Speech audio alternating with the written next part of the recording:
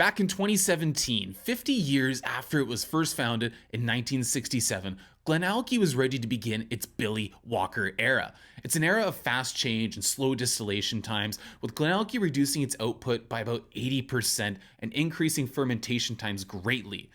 But this era's earliest spirit off the stills might just be the big pursuit GlenAllachie was looking for: the first ever peated GlenAllachie single malt Scotch whiskey, Meikle Toir. Today, we'll be talking all about peated GlenAllachie and covering 5 whiskeys that they have released so far. Are you ready for it? My name is Matt. This is Whiskey on the West Coast. When the Billy Walker era first began at GlenAllachie, their distillery output reduced from about 4 million liters per annum down to about 900,000 liters per annum. Again, a reduction of just about 80%. Along with this change, fermentation times went from about 52 hours to 160 hours in length. This can have a really positive effect on the actual spirit, creating ester-rich and fruitier spirit. There were even some experiments at the time that I've heard rumors of that they actually experimented with 500 plus hour fermentation times, which is, again, just absolutely wild. But the message was clear. GlenAllachie single malt is capable of being more than just blend filler, a diminutive title or phrase that was used to describe the spirit when it was made under its former owners, Pernod Ricard. Now, this Billy Walker era started in an almost audacious way, a very surprising way, and that is that the first spirit that came off the stills in 2018 was destined to become GlenAllachie's first peated whiskey range in 2023, Meikle Toir, which means big pursuit in Scots Gaelic. Approximately 100,000 liters of the 900,000 liter per annum output at GlenAllachie is peated spirit. And the phenol level on this barley grain prior to distillation is 80 ppm. However, much like the Toir Vig distillery on the Isle of Skye, Meikle Toir tells us what the residual phenol levels are in the whiskey that's actually in the bottle. This is so much more helpful than saying what was on the grain, and it's something I think more distilleries should really start doing. The peat used to make Meikle Toir is harvested from St. Fergus in the northeast of the Scottish mainland. This peat is known to be higher in wood deposits than Islay peat, Orkney peat, or Tummintowl peat, and as such is known to result in a sweeter, more bonfire campfire-like smoke. The inaugural Meikle Toir range was comprised of 4 different 5-year-old single malt whiskeys that I'll be trying and ranking for you today. Those would be the original, the chinkapin one, the sherry one, and the turbo. Now you might notice that I have 5 glasses on the table here though, and that's because I'll also be trying the first GlenAllachie peated single malt that was released 1 year prior to the Meikle Toir range. And that was released to celebrate Billy Walker's 50th year in the whiskey business, and that is the GlenAllachie Future Edition 4-year-old peated single malt. That was actually the first peated GlenAllachie that was released. All right, let's get to it. We start our journey with Meikle Toir with the original. Now, the original is 5 years old, as mentioned. These all are, except for that Future Edition. 5 years old, 50% ABV. It's non-chill filtered. It's natural color. The residual phenols in the whiskey itself in the bottle is 35 ppm, which is actually fairly high. That's actually impressively high. The cask makeup is first fill ex-bourbon casks, American virgin oak casks, and ex-rye casks. Cost on this bottle is about $90 Canadian, or about 45 pounds. And this serves, again, as our introduction to Meikle Toir. And since we're talking about that, I do have this bottle on the table instead of just samples. And I gotta say, for a brand that's taken a lot of flack for their branding in the past and how it looks with Flintstone writing and all these other things, I actually really like the branding they've done for Meikle Toir. I think it's classy.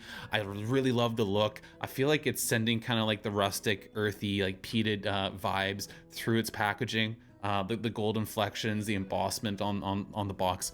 I don't know. It's a slick looking bottle and it's a good looking box. So yeah, did well on this one. All right, let's get to this whiskey. On the nose, it's like sweet, resinous pine tree, like wood smoke.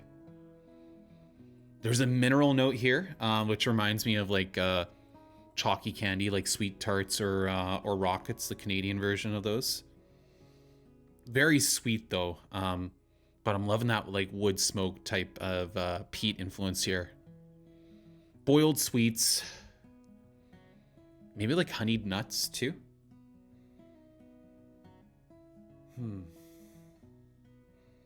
Honestly, there's almost like a hopped element to this too, like something maybe like a little bit dank on it, maybe a little bit herbaceous. There's orange, there's spice, but yeah, definitely something herbaceous on the nose here.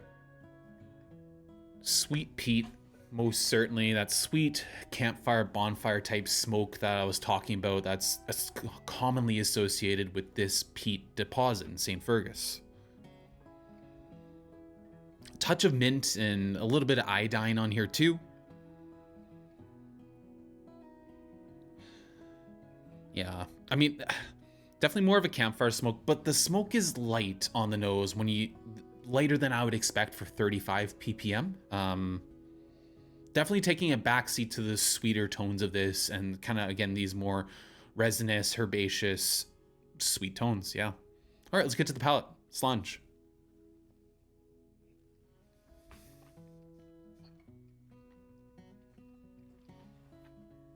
And there's the peat. I tried this originally on a live stream where I was talking about kind of like peat terroir and the differences between different peat deposits and where it's from. And wow, that's what I really took away from this whiskey. At first was just like the peat is all on the palate. It comes in much heavier on the palate than the nose. Tar, if you ever roasted marshmallows on the campfire, it's like that charred marshmallow taste as well. So that sweetness, but that fire too. Yeah, it's like this woody campfire smoke.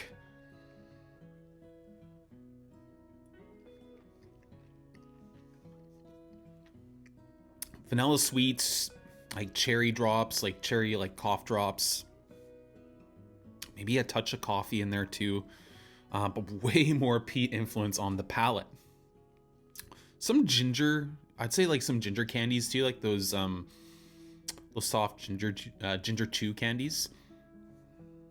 And if I'm going with like a fruit here, like maybe like grapefruit, like the grapefruit pith, like it's kind of a reach, but there's something almost a little bit like citrusy, but also bitter. So that's what I'm kind of trying to grab at there with the grapefruit. With the kind of the sweetness on this, and the campfire smoke, it gave me this impression of like a smoked like snickerdoodle cookie, which I thought was kind of, man, that actually sounds pretty good. That'd be a great thing to make. The virgin oak casks, they seem to be pretty present on here because this feels actually to me older than 5 years. So maybe that cask tech there is doing what it's supposed to and trying to make this feel more rounded over and with more oak impact than I would imagine. The finish is like medium long. It's actually not, I wouldn't say medium long, just medium finish.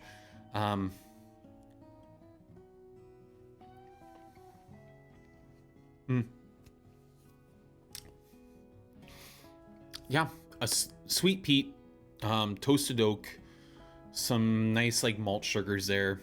Again, it's not short by any means. I'd say just a medium finish. Quite a lovely whiskey and a great introduction to Meikle Toir. Next up, we're moving on to the chinkapin one.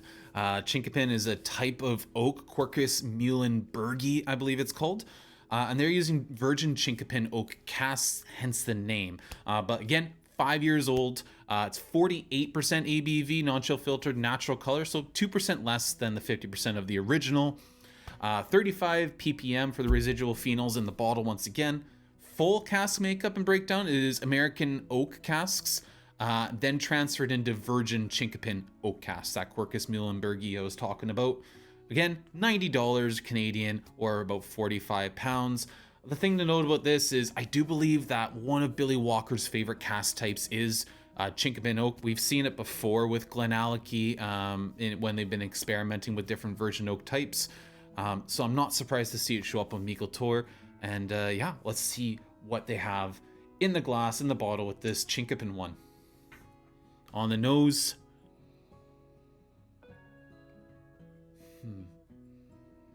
it's like sticky buns and icing sugar. That honey is there once again. Nutmeg, ginger. That's cinnamon.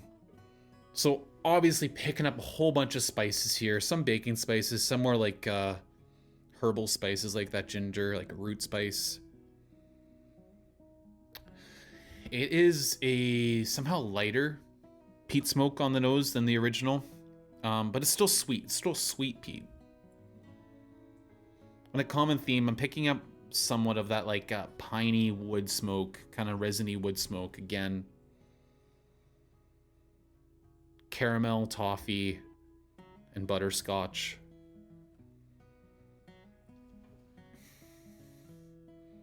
Definitely get like a toasted oak vibe off of this. Say like apple pie.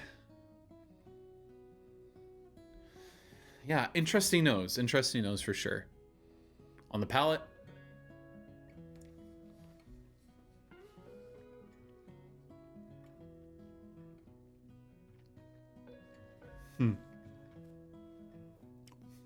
okay, this is probably gonna upset some tea snobs or something out there. I'm a whiskey snob, so I get it. First impression of this is like chai lapsang souchang. Like if chai and lapsang souchang smoky tea kind of like fused and meshed. That's kind of the impression I'm getting, because it's got all these lovely spices and like almost like dessert spices along with that really nice peat smoke. It's actually something I think it's weirdly working really well. Sweet peat smoke. It's lighter peat than what I was picking up on the original on this first sip here. Going back to it.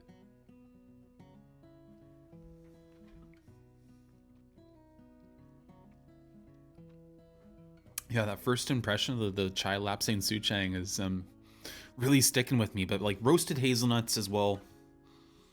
Touch of chocolate and a bit of coffee too. Always love coffee showing up in whiskey notes there. Butterscotch and maybe like, I think I've only had one of these in my life before, but it's making me think of like a caramel macchiato. As if we're talking about fancy coffees here. I will say right off the palate, it feels a little touch more like wood tech, a bit more like engineered than the original. The original actually feels like natural, cohesive, and really just enjoyable to drink. This is enjoyable, but I think it's just a little more demanding of my attention. Yeah, I'm really liking it though. I think if you steer more towards enjoying spice, like sweet spices along with your peat, then I think the chinkapin one might be really enjoyable for you. Definitely a different take, and it's a good contrast to the original. Very, very cool. All right, let's get to our third Meikle Toir. Our third Meikle Toir on the table here is the Sherry one. And so this, I know Phil from Whiskey Wednesday really enjoyed this one. So I will say I've had this one before, much like I had the original one before. So this is a reacquainting myself with this one. But it is 5 years old. It's 48% ABV, non-chillfiltred natural color, just like the chinkapin one was 48% ABV. Once again, 35 ppm residual phenols in the bottle. Cask makeup, American oak casks with an additional maturation period in Pedro Jimenez and Oloroso puncheons. $90 Canadian, 45 pounds. So all three, the original, the chinkapin, and the sherry, all the same price. That's awesome. This one highlights the impact that sherry has on Meikle Toir, which obviously I'm very excited because sweet peat, sherry, and peat is a really deadly combo. All right, to the nose. After the spice of the chinkapin one, immediately picking up like a touch of like sour cherry. I think because of the spice of the chinkapin, that like it really like amplifies that like sourish note. Sweet sherried peat, raspberry, maybe towards cranberry, jammy and sweet. some like sweet barbecue sauce notes, baking chocolate, like that, the like chalky, yeah, kind of like bitter chocolate. A little bit like orange zest. It really feels like something rich is hiding in this nose, like under it, like leather or tobacco, or like nice like cigar notes. It's like lurking beneath the surface, it feels like. I'm just gonna throw out like generic red fruits right now, but yeah. Interesting. All right, to the palate.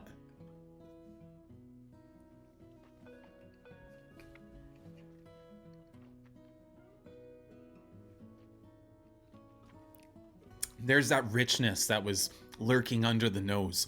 Leather, cigar, like barbecued, glazed meats, steak char. Oh man, that steak char note I usually pick up on Lagavulin, but I'm getting that on this, which is really weird because, again, different peat sources, different regions, but maybe that like sherry peat combo is just giving me that really delectable note. Lovely like caramelized sugars, dark chocolate, for sure dark, like 60%, 70% dark chocolate. I'm liking this.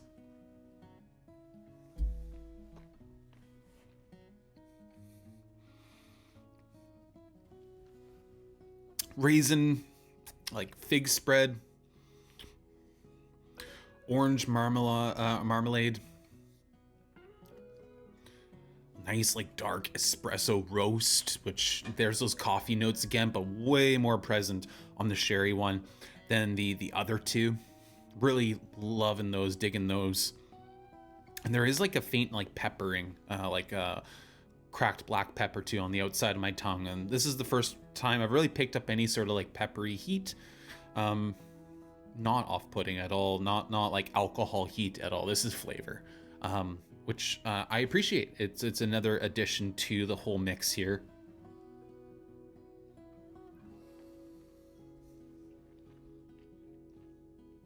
Thinking about the finish now. Yeah, pepper is more prominent on the finish than the other two. I guess I could go towards chili pepper, but my first notion was black pepper. Leads into like this earthy post-cigar drag, like sweet tobacco note, which is, I mean, that's one of the things I love when you get that combination of sherry and peat, when it's like nice, rich, and earthy. That's really nice. With time, you definitely pick up a bit of a menthol note, which really goes together with those cigar notes too. This sherry one's really good. I understand why people like Whiskey Wednesday really enjoyed this one and implored people to go out there and purchase this. Yeah, really good stuff. Meikle Toir The Turbo. This is, as I mentioned, kind of like the big brother to the sherry one. And just pausing for a moment here, I raved about how I really enjoyed the branding on the bottles, on the box, like really nice packaging. The names, I don't know about these names. Like, we could have said just like the chinkapin cask, the sherry cask. Turbo's kind of like giving like Jingle All the Way vibes. Arnold Schwarzenegger back to the 1990s here. I don't know. The names, it's a minor gripe. It's all about what's in the bottles. So let's get back to that. Let's focus on that instead of my weird opinions on things like the names. Meikle Toir The Turbo, 5 years old. Okay, that's the same across the board. 50% ABV, so back up to the 50% that the original is at. But the phenol levels is much different. This one is 71 ppm residual phenols in the bottle. Cask makeup, they were 3 American virgin oak casks and 5 Oloroso hogsheads. So it actually gave us the number of casks for this one as well. This is the 2023 Turbo. I think there has been a 2024 Turbo released by this point. It was a limited release of 2,500 bottles for this one. The cost on this one was a little bit higher, about $20 higher than the other ones at $110 Canadian or £50 in the UK. And the whole concept behind this one was that the spirit was cut from the highest phenol content portion of the spirit run. That's how they got the phenols so much higher on the turbo as opposed to the 35 ppm on the other three. All right, on the nose. It is instantly bolder and way more in your face than the other three. I have to give it that right away. If I'm pulling notes here, mocha, eucalyptus, sticky sweet sherry, and that lovely sweet barbecue sauce I was talking about from the sherry one, barbecued meats, cherries, cranberry sauce, orange oil, chocolate's back there too, but it's like so surrounded by all these more like savory elements, sweet and savory. It's syrupy, it's jammy, it's smoky. Yeah, like smoked meats. The leather and tobacco are there as well. And this like overriding like impression of like sweet and sour chicken sauce. Yeah, it's the most in your face of them all, almost extreme. Okay, maybe Turbo wasn't such a bad name for it, I don't know.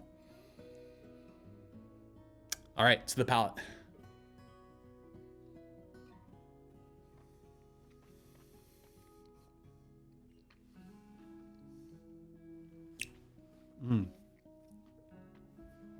Earthy peat. This is darker. This is more brooding than the other three.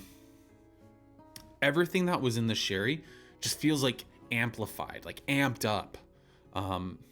Mocha with like an extra shot of espresso, amping it up. Sweet and spicy toasted oak. There is almost like a more dessert spice note to this than there was in the sherry one, so kind of pulling elements that feel like I found them in the chinkapin one, and then merging them with some of the sherry one elements, like sticky buns, roasted nuts, dark chocolates there, cherries are there. It's just a delicious whiskey.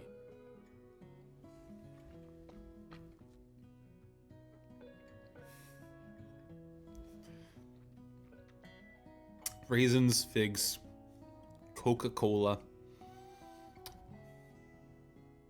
Almost actually like a cherry Coke. Oh man, this is so good. That cigar smoke is there on the finish right now. The tobacco. It's more medicinal in its peat. A bit more iodine. Wow. I mean, I hate to like be a Scotch tater here, like someone that's like just chasing after the limited releases, but this Turbo is really, I'm really digging it. And maybe I just like subtlety might be lost on me on this night, but I'm really enjoying this whiskey. I do wonder how this would stack up against like the Ardbeg Ugadal or an Octomore like 0.2, like the wine cask releases. I know Rob and Jeremy, Whiskey Rant, Whiskey in the Six, Sipper Social Club, great stuff. Check them out if you've checked them out if you've wind up here somehow. They did a comparison of one of their favorite Octomores versus the Turbo. It's an interesting watch. Give that a watch if you're interested in that. But yeah, I think I might have to find a way to do that comparison myself.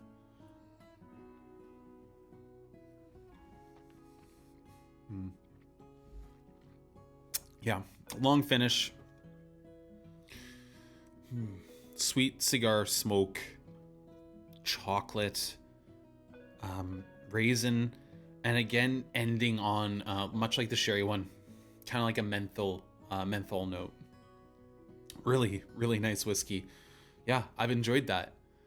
We're going to go ahead and we're going to take a look at the very first GlenAllachie that was released as a peated release, the Future Edition, and then we're going to get to a ranking of all these, and we won't spend too much time on that Future Edition. Before we get to our last whiskey here, I just want to thank you guys for watching this far into the video. Thank you for your support as people who've either just clicked on this video because you found these whiskeys interesting, or you're a subscriber and you've been supporting me for a long time, or if you're a Patreon member, and just massive thanks to those of you who do that. Any comments down below, I eventually get around to.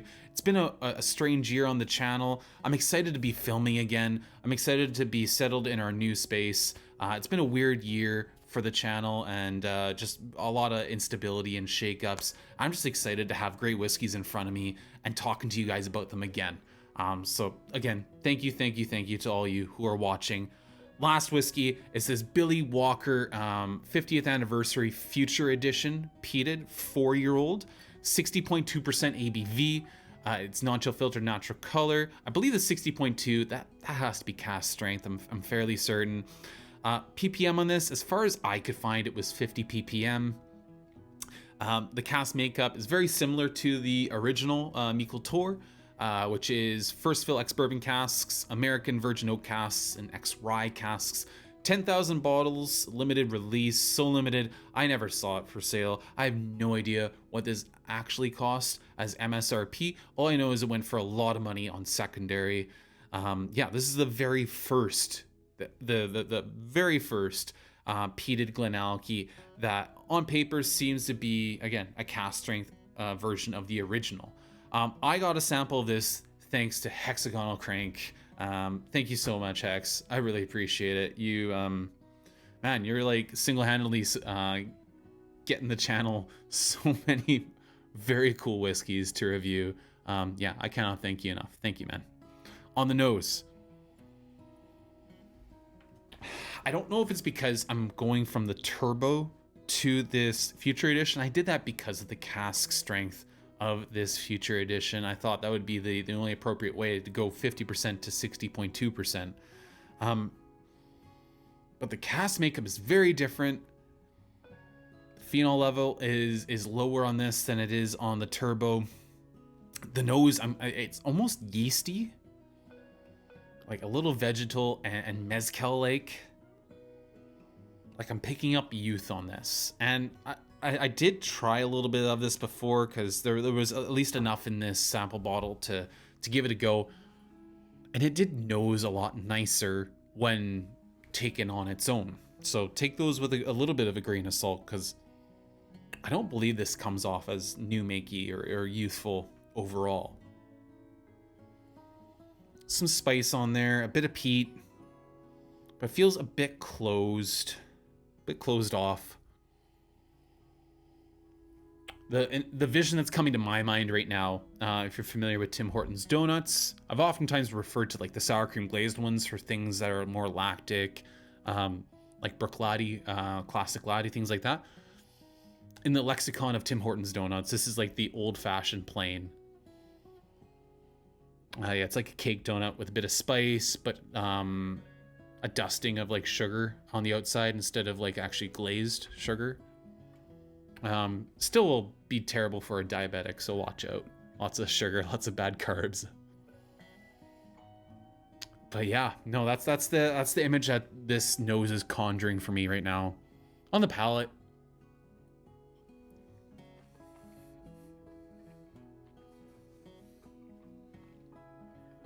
peat really kicks in.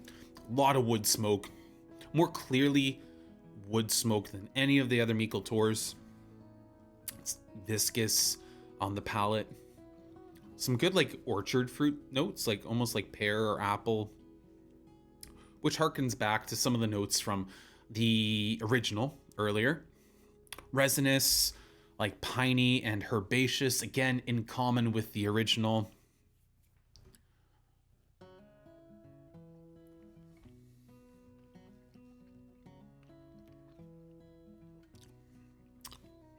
Bright, like malt sugar notes,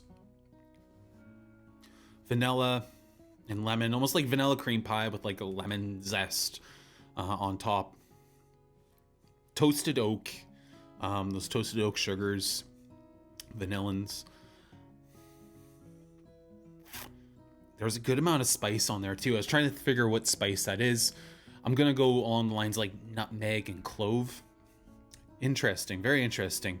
On the finish right now, I'm getting those like lovely like plumes of smoke, just like wafting. The like retronasal is really nice. I'm really enjoying the palate and the finish a lot more than the nose on this whiskey. Nose again felt tight. If I added water to it, that might help kind of like release more aromas, and maybe it would help me crack the case of this whiskey on the nose. But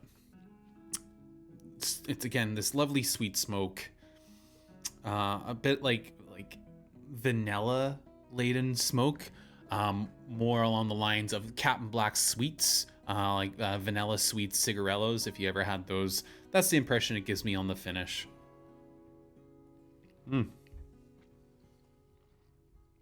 All in all, I'm really impressed by these peated Speyside whiskeys, and what I promised to do at the beginning of this video is I promised to give you a ranking of my preference of these whiskeys. I'm gonna rank the Meikle Toirs 1 through 4, and then I'm also gonna go ahead and let you know where I think I would slip in the Billy Walker Future Edition into that lineup. But if we're just talking about the Meikle Toirs, I'm gonna say the Chinkapin one, it was my least favorite.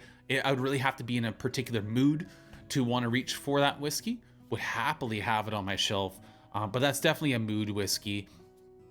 As is honestly the sherry one. The sherry one's a mood whiskey as well. I really did love that though. It was really impressive, and it kind of hurts not to put it higher, but I mean, the competition's fierce here. It really is. I really loved the composition of the original. I just felt like it was a very easy dram to actually just sit with and enjoy. And also, you could see a little more of that GlenAllachie Meikle Toir peated spirit through the actual cask types, as opposed to the heavier casking of the sherry one. And of course, the turbo with the heaviest casking, with just like the virgin oak and Oloroso Sherry, and a ton of peat with that heart of the heart cut. The turbo was my number one. It was just, it was beautiful. It was brash. It was big. It's overkill. It's absolutely overkill, but I loved it. So whatever that says about me as a whiskey fan, again, I do enjoy subtlety of like nice, like refill ex-bourbon 30-year-old whiskeys, but tonight that turbo was the ticket. So turbo's number 1, the original number 2, the sherry one number 3, and the chinkapin number 4. All lovely, enjoyable whiskeys. I will say, if I was going to slot in Billy Walker's 50th anniversary Future Edition, that would probably slot in just behind the original. It's probably almost like tied for enjoyment for me with the sherry one, but I think actually, oh, that's so tough. That's so tough. I just found the nose more appealing on the original than the Future, but the palate on the Future was definitely more interesting than the original. I'm going to leave it at 3. So if that one was going to slot in, it's going to slot in below the turbo and then below the original. Thank you for watching, guys. Thank you so much for all your support. Let me know what your thoughts are on the Meikle Toirs. Have you tried them all? Have you tried any of them? And let me know what you think about this big pursuit that GlenAllachie and Billy Walker in their Billy Walker era. Let me know what you think of it. Until next time, guys, from the West Coast, Slange.